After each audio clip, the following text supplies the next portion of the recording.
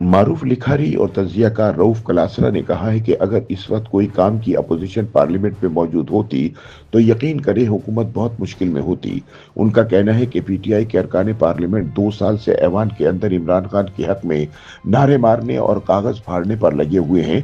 जब से नई पार्लियामेंट वजूद में आई है मैंने पीटीआई के अरकान की यही ड्यूटी देखी है और इस काम की इन्हें हर महीने 6 लाख रुपए तनख्वाह मिल जाती है। इसके अलावा भारी बराआत अलग हैं।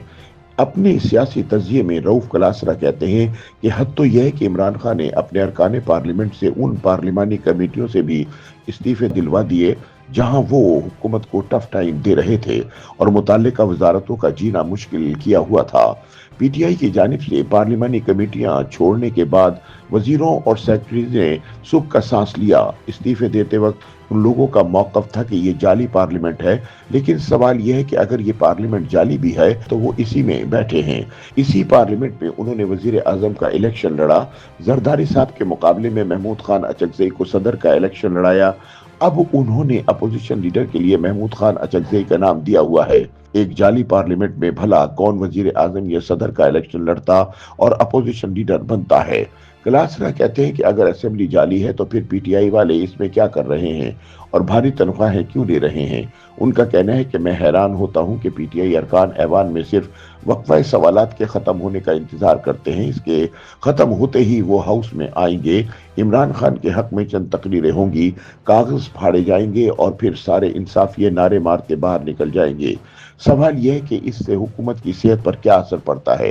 हुकूमत को फर्क तब पड़ता है जब वक्फा सवालात में भरपूर हिस्सा लिया जाता हो, क्योंकि इसमें हुकूमती कारकर्दगी का पोस्टमार्टम होता है। इस दौरान वजीरों की नालायकियों और हुकूमती करप्शन की कहानियां सामने आती हैं। वजीरों को मीडिया की मौजूदगी में रगड़ा लगता है। सीनियर सहाफी पीटीआई वालों को मुखातिब करते हुए कहते हैं कि आप कौमी असेंबली को जाली करार देते हैं, लेकिन पार्लियामेंट के अंदर जिस काम की आप तनख्वाह अवाम के पैसों से ले रहे हैं वो नहीं करना चाहिए। दूसरी जानिब हुकूमत खुश है कि पीटीआई के अरकान पार्लियामेंट में नारे मारकर और सरकारी कागज फाड़कर चंद दिन बाद बाइकाट करके निकल जाते हैं। बाकी वक्त में हुकूमत आराम से अपने बिल्स और बाकी कार्रवाइयां मुकम्मल कर लेती है। तहरीक इंसाफ की अरकान असेंबली कायमा कमेटियों के इजलास में इसलिए पेश नहीं होते कि इमरान का हुक्म है, लेकिन बकौल कलासरा मुझे खान के हुक्म की समझ नहीं आ रही। इससे इन्हें या इनकी पार्टी को क्या फायदा हो रहा है। उल्टा उनके अपने एमएनएज और सेनेटर्स को माली नुकसान हो रहा है।